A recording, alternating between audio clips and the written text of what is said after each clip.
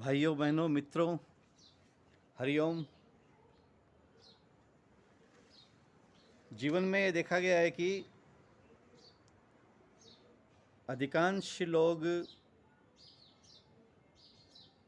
एक अपना जीवन का ध्येय बना के और जीवन यापन करते हैं।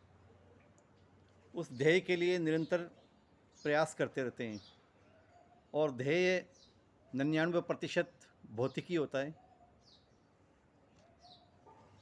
कुछ भौतिक आवश्यकताएं, धन प्राप्ति, कुछ अच्छा घर बनाना, कुछ अच्छा व्यवसाय खड़ा करना, कुछ पारिवारिक कुछ कार्य करना, इस प्रकार का एक सामान्यतः 99% लोगों का ध्येय रहता है। तो उसमें जो स्वयं के लिए जीवन जीना है, स्वयं को जानना है, वह बहुत ही पीछे छूट जाता है।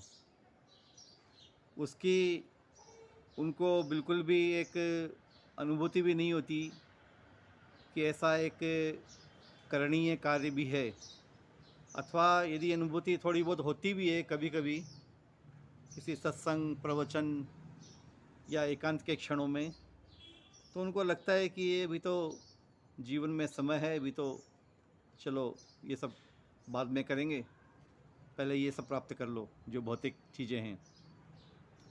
और बहुत दुखद होता है कि इसी प्रकार से इसी भ्रम में उनका पूरा जीवन निकल जाता है और एक दिन मृत्यु का क्षण आ जाता है।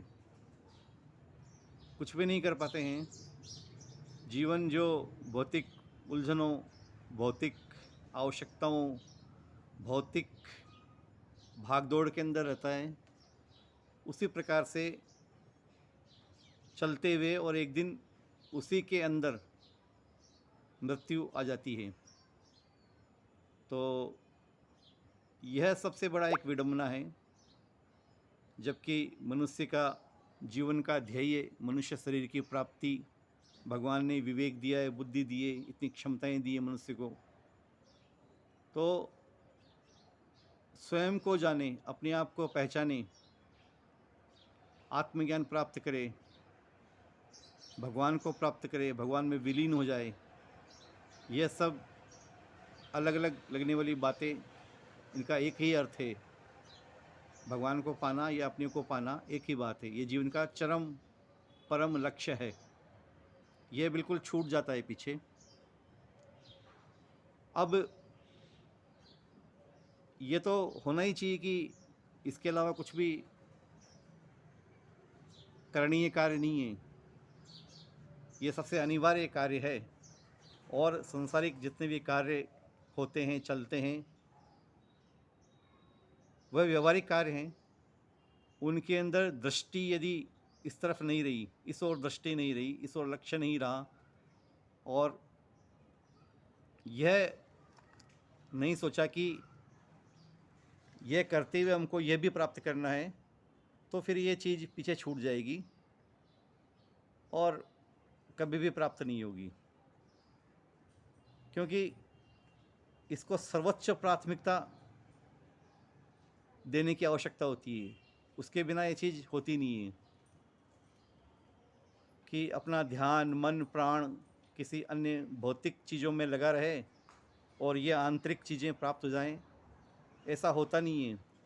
ऐसा होता तभी हो सकता है कि जब पूर्व जन्म का ऐसा कोई प्रारब्ध हो, तो कोई संत महात्मा या भगवत कृपा हो जाए, तभी हो सकता है। वो बहुत ही दुर्लभ है, वो लाखों में से किसी एक को होता है।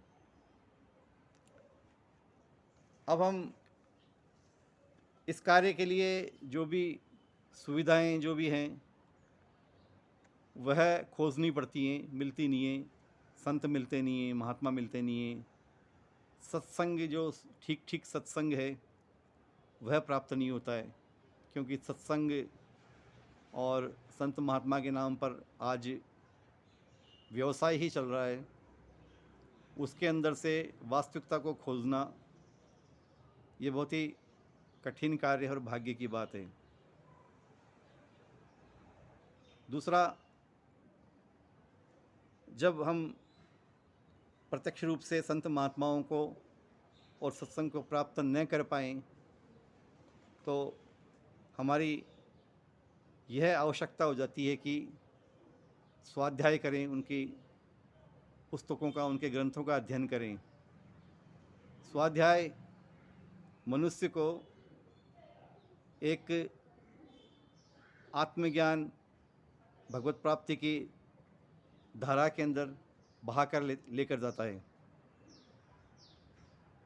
स्वाध्याय के लिए प्रज्ञा साधना आध्यात्मिक पुस्तक के अंदर पिछले 35 वर्षों से यह प्रयास कर रहा है कि ऐसे जो जिज्ञासु पाठक स्वाध्यायी हैं, उनको ठीक ठीक उनके काम की, जिससे उनका कल्याण हो, जिससे उनको एक नई प्रेरणा प्राप्त हो, वह पुस्तकें, वह ग्रंथ उनको उपलब्ध कराए जाएं, उनकी रुचि के अनुसार, उनकी आवश्यकता और रुचि के अनुसार। तो हम निरंतर यह कार्य कर रहे हैं। आप कहीं भी विश्व में कहीं भी हों, आप हमको फ़ोन कर सकते हैं, ऐसे ग्रंथों की, ऐसे पुस्तकों की जानकारी हमसे ले सकते हैं, और आवश्यकता होने पर आप मांग सकते हैं उनको, हम आपको भेज सकते हैं। ऐसे इस कार्य में हम लगे हुए हैं, तत्पर हैं इस कार्य में। तो यदि आपको ऐसा लगता है कि ये बहुत महत्वपूर्ण है, जीवन में सांसारिकता और भौतिक चीज़ें ही सब कुछ नहीं है, उसके अतिरिक्त भी और जीवन है, जीवन का उद्देश्य है, तो आप संपर्क कीजिए। हम आपको जानकारी उपलब्ध करवाएंगे और उस प्रकार का साहित्य आप तक पहुंचाने का पूरा प्रयत्न करेंगे। प्रज्ञा साधना आध्यात्मिक पुस्तक केंद्र जयपुर में स्थित है, और यह एक आध्यात्मिक पुस्तक विक्रय केंद्र है जो पूरे भारत में और विश्व के किसी भी कोने के अंदर आध्यात्मिक पुस्तकें मांग होने पर तुरंत भेजने का प्रयत्न करता है। हमारा मोबाइल नंबर है, उस पर आप संपर्क कर सकते हैं, व्हाट्सएप संदेश दे सकते हैं। मोबाइल नंबर है 9829547773, 98 295 477 73। हरिओम। नारायण नारायण नारायण नारायण नारायण।